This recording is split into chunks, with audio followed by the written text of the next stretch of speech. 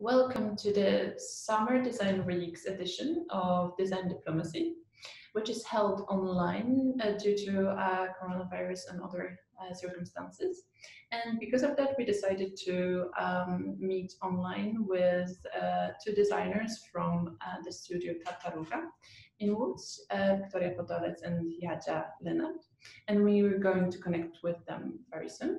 And in Stockholm, there is Åsa Pärson with me and Lotta Ahlvar. And I think it's the time to start this great event. And I'm passing now the video to Lotta. Normally you would pass the microphone or something, but now it's the whole screen, and I would like to welcome you. Hello there. I will just make a short introduction. Okay. Yes? We're so happy to have all these textile women here today, and this is a design diplomacy that takes a bit different turn, since normally you would be at an embassy or like a cultural institute or something, but this time we're completely somewhere else. We're in Konstnären in the Volvo showroom, where there's a big exhibition that is taking part of design, and due to Design Week, it's one of the events, so we thought it would be nice to gather here. And we were not going to do any design diplomacy this time, but I think it's very nice that we found such a good match with you textile women. So for me, I work with Summer Design Week, and normally a Design Week would invite somebody from their own country, like from here, then somebody from Sweden. And also the host, in this time the Polish Institute, would invite somebody. And you are the invited persons from Tartaruga, so that's nice. And Åsa Pärson is my invited designer. So I'm the project manager of the Design Week, and it's very nice to have this possibility to work with design through diplomacy and embassies, because it connects bond with people, and yeah, it's a nice way of meeting. And I think this is quite as good as the physical meeting maybe, but at least we get to know each other. So the design diplomacy, it's a bunch of cards. They look like this. And on the back side, there is a question written, and Åsa will ask you questions. And since you cannot really pull these cards, I will be your assistance in the cards, and I will read them to Åsa. And the cards they're quite simple, but it's good. And you are allowed to not maybe like take 10 minutes answers, but you can make quite, I mean, it's nice if you start a discussion. You don't have to go back and forth with the cards.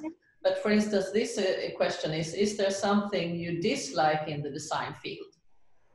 So, but I think you just shoot from the hip. It doesn't really have to be so super serious. Or sometimes you feel like it's very right, or otherwise you just say pass and we take another card. Okay. I can have another card. So okay, it's supposed to be quite fun and joyful, and I think I think you will get it once we get there, actually. Okay.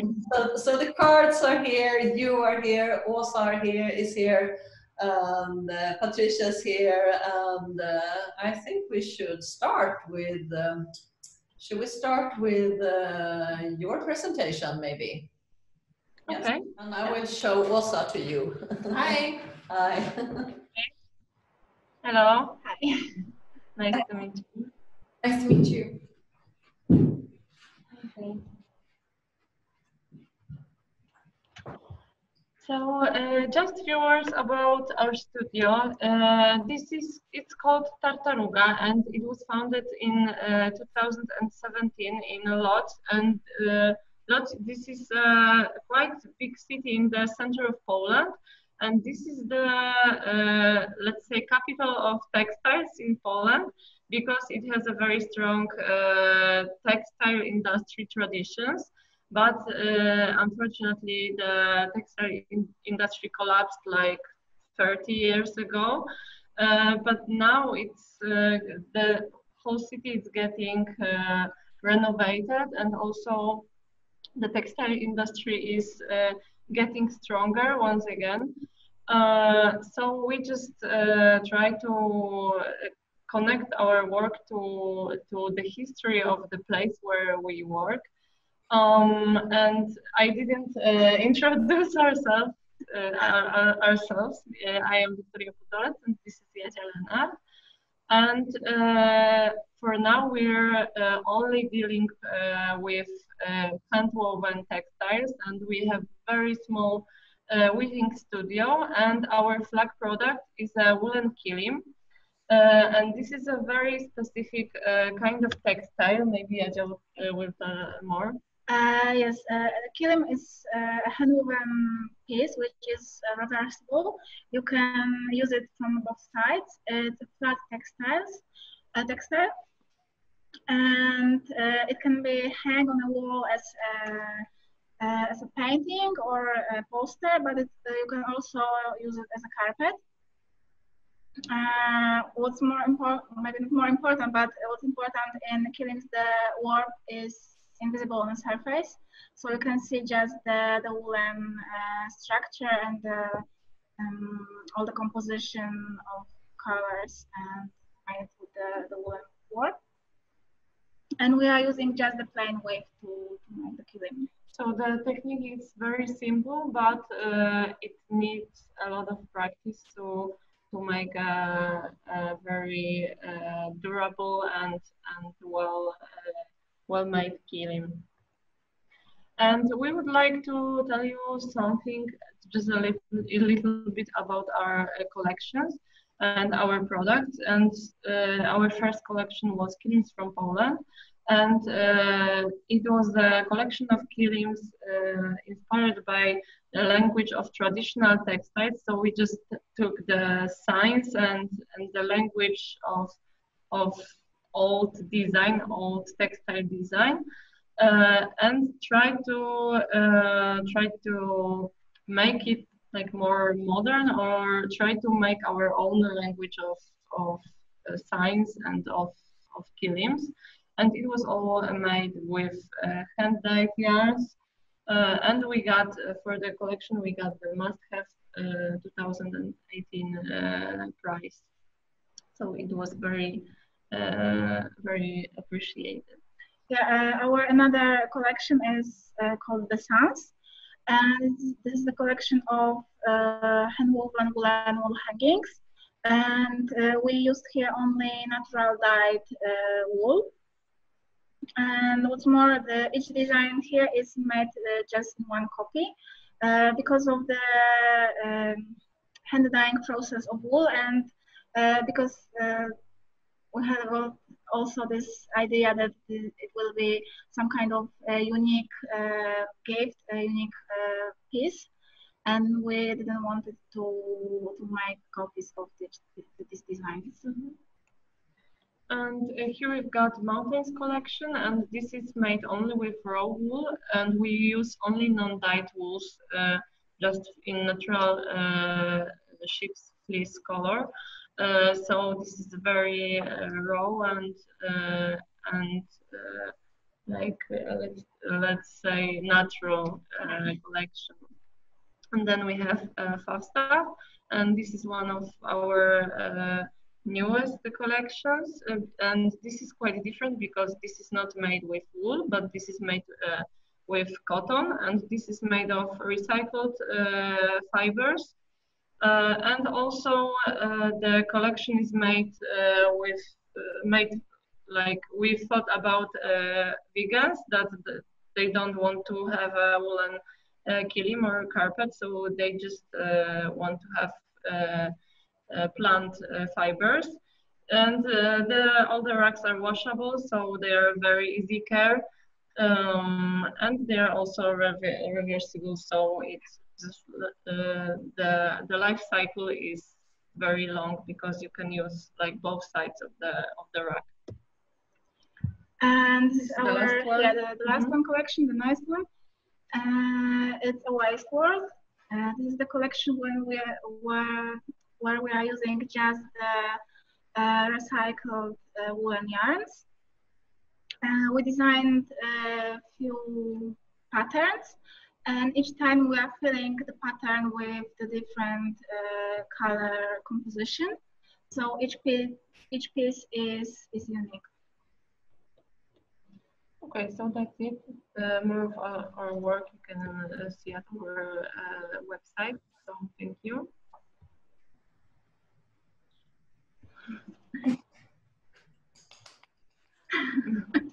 Thank you so much. And let's meet Åsa Pärson and her work through some slides. Please go ahead. Where do I find it? My presentation is not so structured, but I will explain my choice of images. I work as a hand weaver and a designer, and I'm based in Stockholm.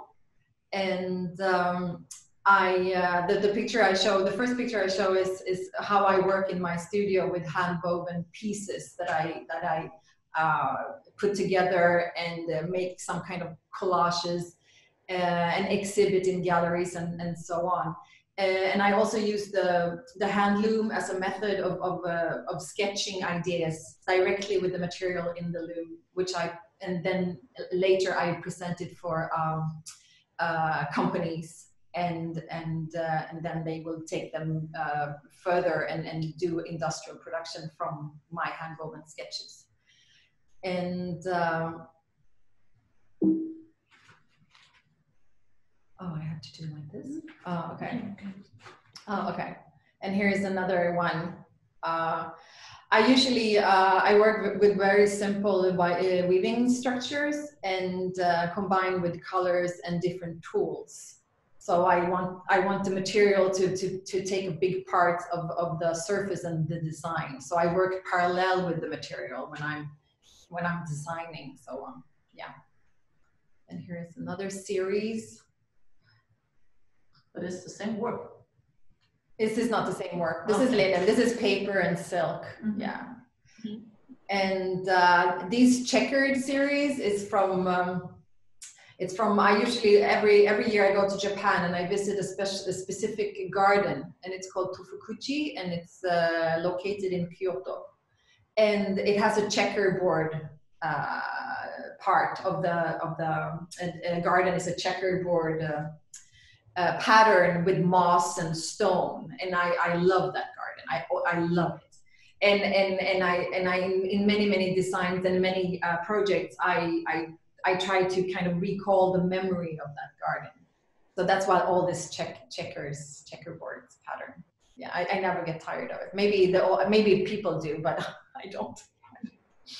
And this method of weaving textures and doing sketches directly in the loom, I had put that method together and I made a book. And and here's some of the textures.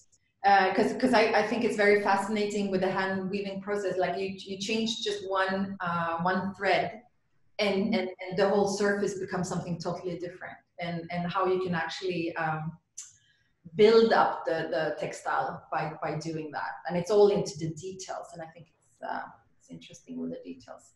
And here is that book. It's called Fabricate, and here are the samples that I made for that book, and they were exhibited when I launched the book.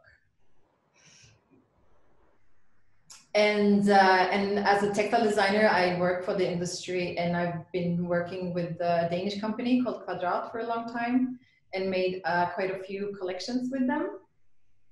And one of the collections called Molly too. And I was thinking about that. You said you were with your non-dyed wool collection that you work with. This is also undyed wool. So you just work with the natural shades of the sheep. And and try to. Oh, it was an email. Yeah, that was an email. Yeah, and from this project, they were renovating the National Museum here in Stockholm, and they wanted something from that collection, but they wanted a slightly colder nuance of gray. And unfortunately, it was not in the collection. So I came up with the idea to actually hand weave those parts with another undyed wool that was much cooler, kind of colder gray shade.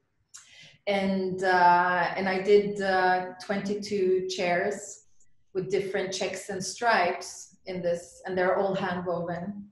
And here's a picture from how I work in the loom, how I change the rhythm of the checks and the stripes directly in the loom. So and especially that is I would say with the hand weaving, it's one of the advantages working in small scale. Like you can be very flexible because the machines cannot be this flexible. The hand is more flexible. And here are the chairs.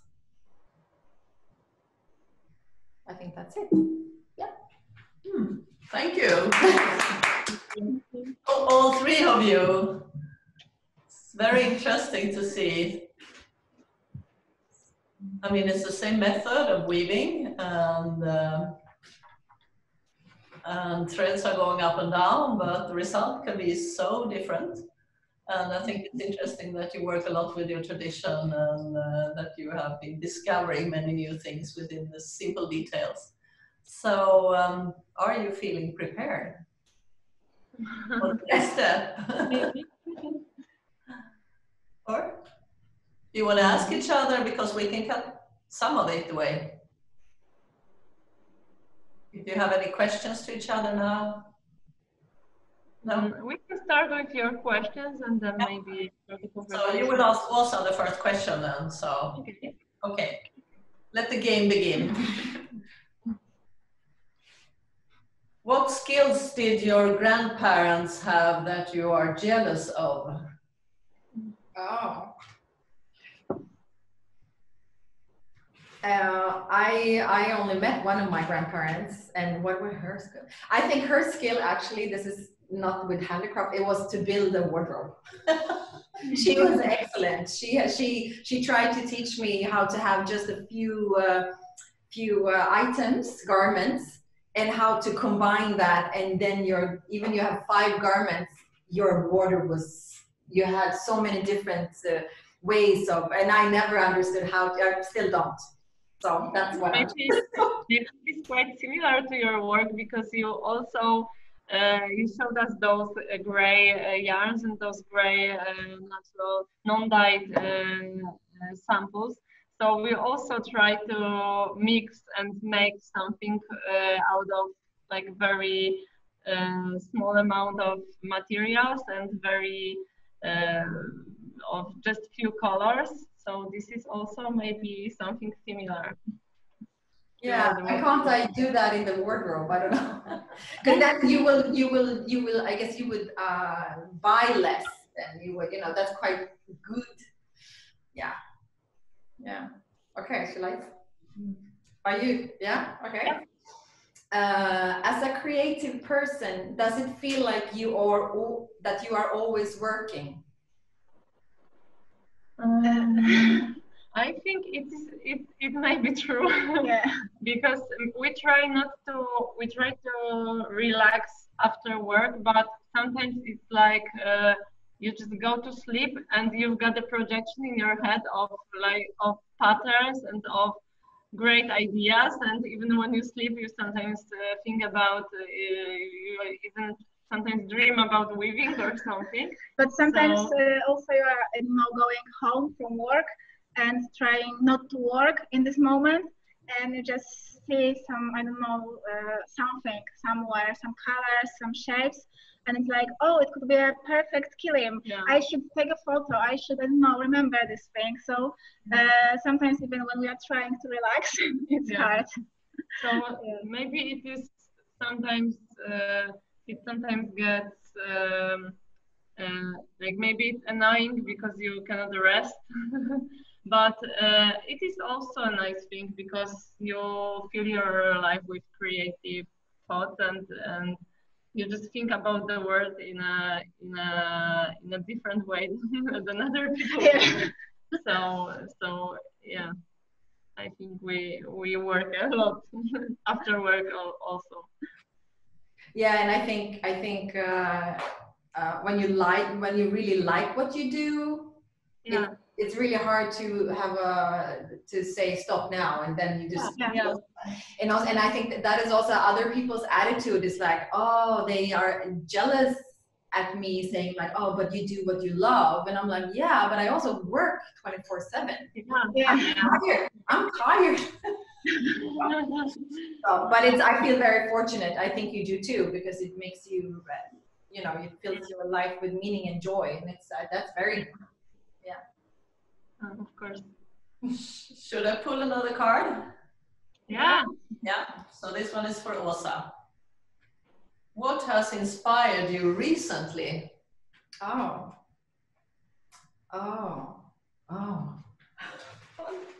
That should be an easy question, but what has inspired me recently?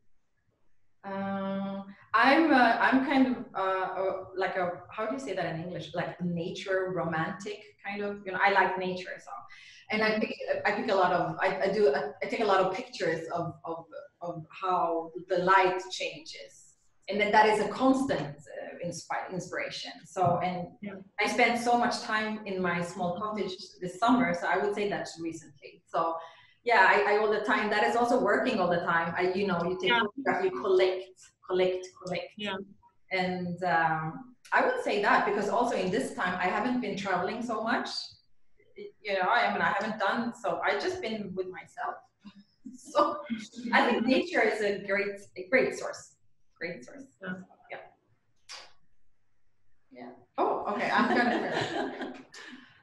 What makes you get out of your bed in the morning? I don't know. For me, it's like sometimes I just get excited. For example, when we are talking about work, of course. So sometimes when I know I've got, for example, new project, or we've got new materials to test, or just, I don't know, new colors, or we're doing something exciting. So then I just can't wait to go to the studio and work on it. So this is a very nice thing that keeps me going. Yeah, but sometimes for me, I like the how to say, routine.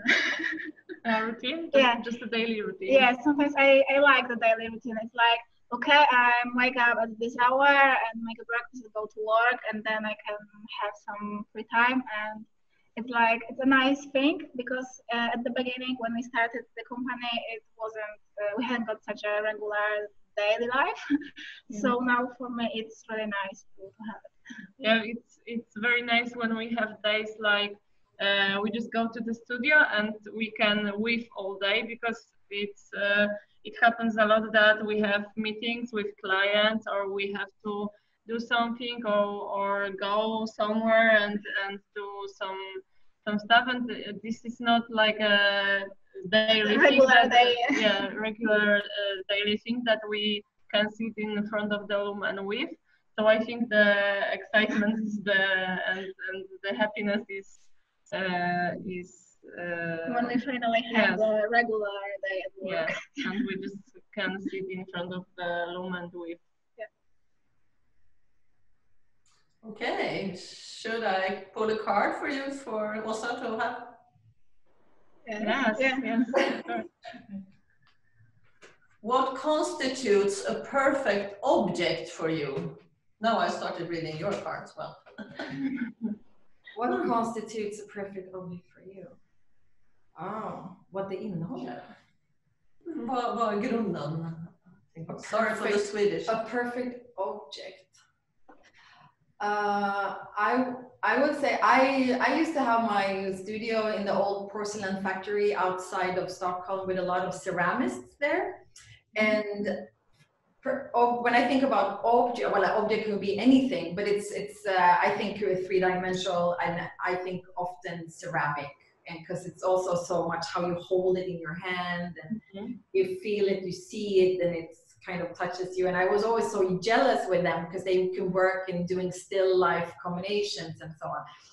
And a perfect object with just, it's really kind of abstract. I mean, I cannot really say it has to be this and that. It's a feeling when you see it, and it's just something that, yeah, it just evokes your desire. I think you just like, I need to be close to this thing. you know. And I have a few of those things that I didn't buy in my life, and I still think about it, and I'm like, why didn't I? And it would, I don't know, it would just add some good to my life, I think. But yeah, so it's really difficult. It's a combination of color and surface and my preferences and who I am, and I mean, it's very individual, I would say. Yeah, I can. Yeah. Could it be something from nature? No. No. No, I don't think so. I think object is like, okay, I have a beautiful stone in my cottage, like it's huge. It's from the Ice Age. I mean, it just landed there, you know, and it's kind of amazing, but it's not a perfect an object. I think object for me is man-made, and it has to have some history, and that was a tricky question. Can you answer that? Do you know?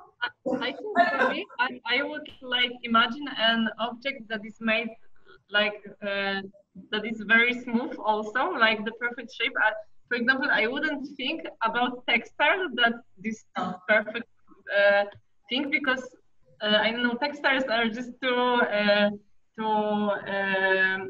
I don't know, to how to say. They are not like cold and smooth like I don't know, like marble, for example, but every textile for me is quite imperfect, because it's like quite surprising always. So for me, it's always going to perfection, but it's not perfection, and I would rather think about a solid thing and made of, I don't know, maybe stone or steel or something very smooth and solid. I don't know. Yeah, I saw this exhibition with very beautiful carpets that were hand knotted in Sweden, and by a very famous studio in Sweden, and they made an Oriental French, like an Oriental kind of salvage or ending or finishing, and it was perfect. And I was like, wow, it's so perfect. I don't understand it. It looked like a robot had made it, you know, and I couldn't get my way in. So the perfect is like, the perfect object has to be kind of imperfect. Yeah. So, yeah, in a way, yeah. So you feel like someone's been there, and you know, and not a perfect. Okay. Yeah. I was thinking instinctively, directly when I read the question and to you there, and but an egg is not an object. But for me, it's very perfect. It's got a good packaging. Yeah. It's a really good basic food. The shape is nice. Yeah. The feeling of the egg is nice. I don't know, but it's not an object. It's food. So sorry, that's not a part of the game. So. Yeah, but it could be an object. It could be a shape of an object that took the shape of the. Yeah. No, I think I'm thinking a lot about how it feels when you. But of course, if you have to use it, it has to be kind of perfect and functional, I guess, to be perfect. But that's kind of different, I would say. Yeah. Okay, I pull the next one. Tell about one memorable compliment you have received about your work.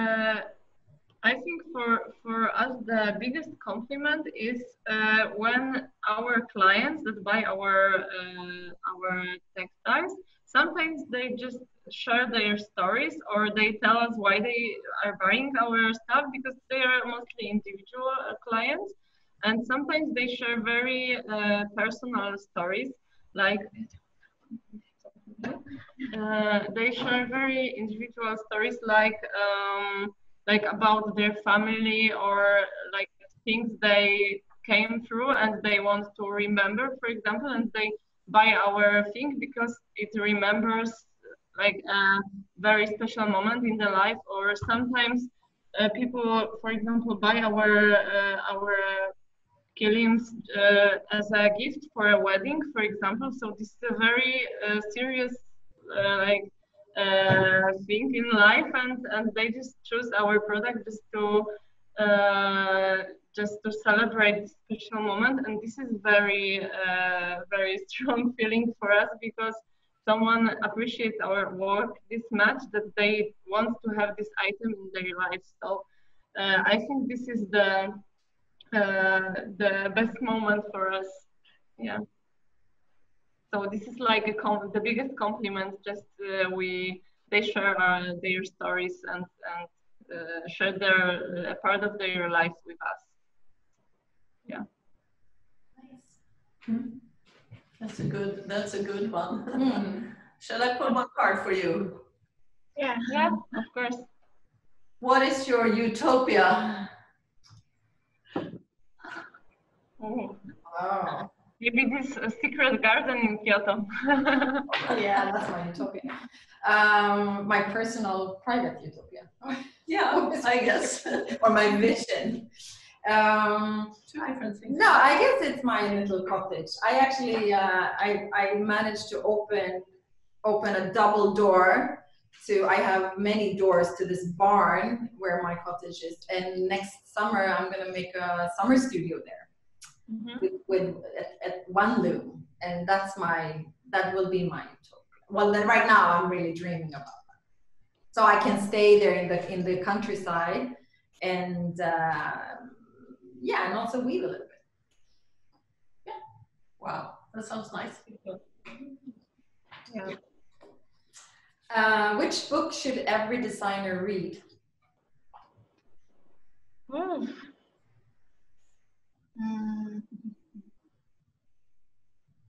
I don't really know.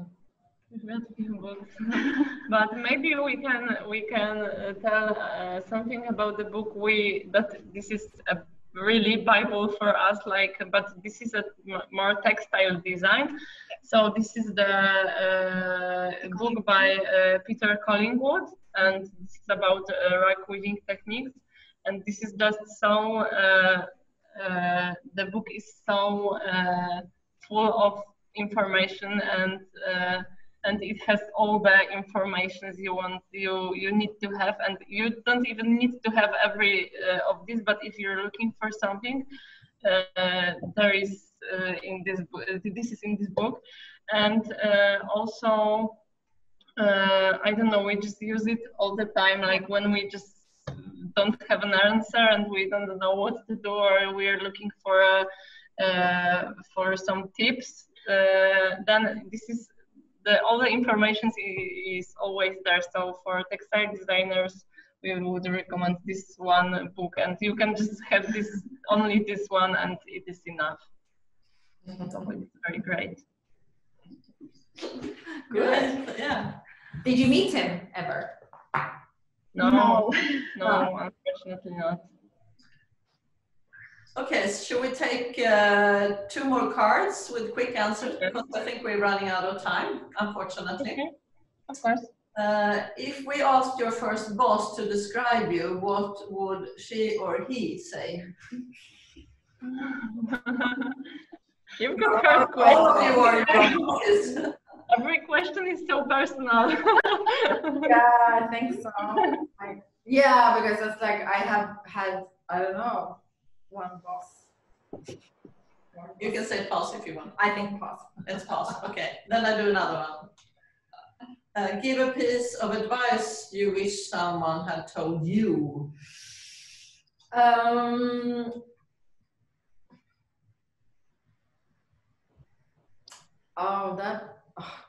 A quick answer to that. Give a piece of advice you wish someone had told me.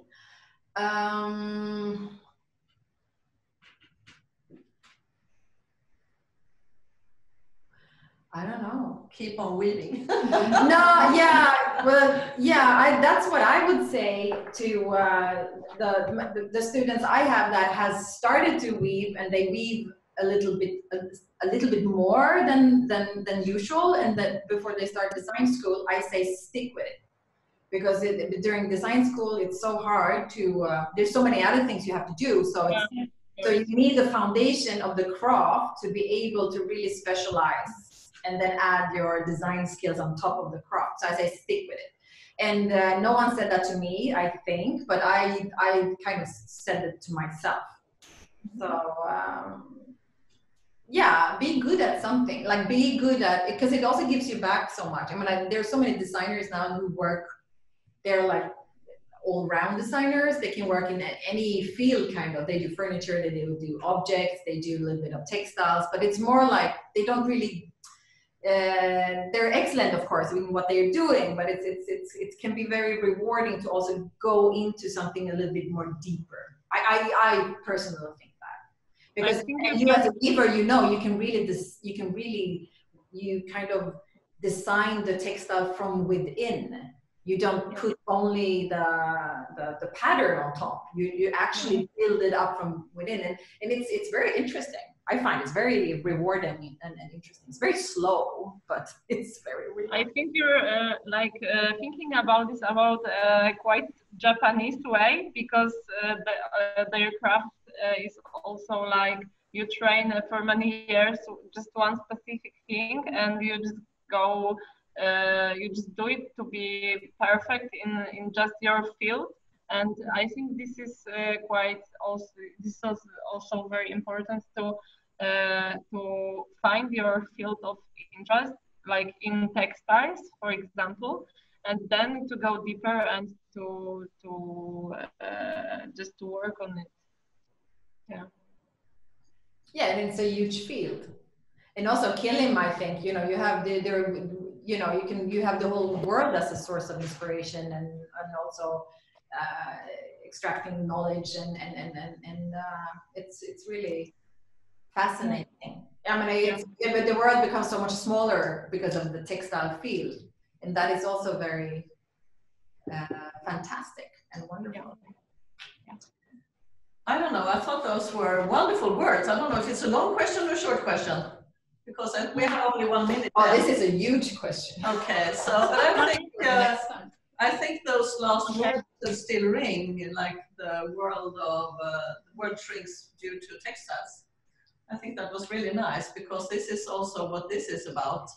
I just steal the camera a little bit, so it's nicer to have a look. But I steal it a little bit, the camera, because this is what design diplomacy is about. It's to connect people, and it's very simple. You don't have to prepare anything. You just can meet like 10 minutes before, and then you just go.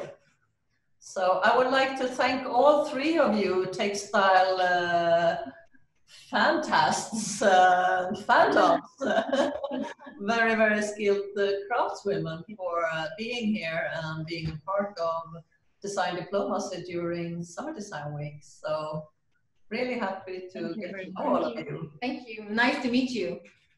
And you too. Thank you very much. Do you want to say something? Yeah. I would love to say thank you once again that we made this event to happen, because it was worth all the spontaneous work and all the preparation, and also not preparation, as you said. And I'm very grateful that you agreed to take part in it, and that you both met, because this is also what I think that this event was about, to maybe like exchange experience and share your views and inspirations. And it went really, really great. It was very interesting also from the outside to just listen to it. So I would love it to last longer. But thank you very much for this that we had. Thank you for the invitation. Thank you. And we hear each other for sure soon. Hopefully all again. Yes, thank you. And have a great day then. Thank you very much. Thank you. Bye. Bye. Bye.